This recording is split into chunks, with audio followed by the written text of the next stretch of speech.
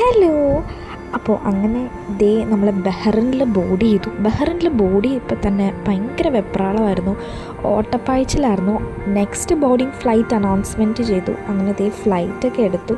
അപ്പോഴാണ് എനിക്ക് ശരിക്കും വീഡിയോസും കാര്യങ്ങളൊക്കെ എടുക്കാൻ പറ്റിയത്.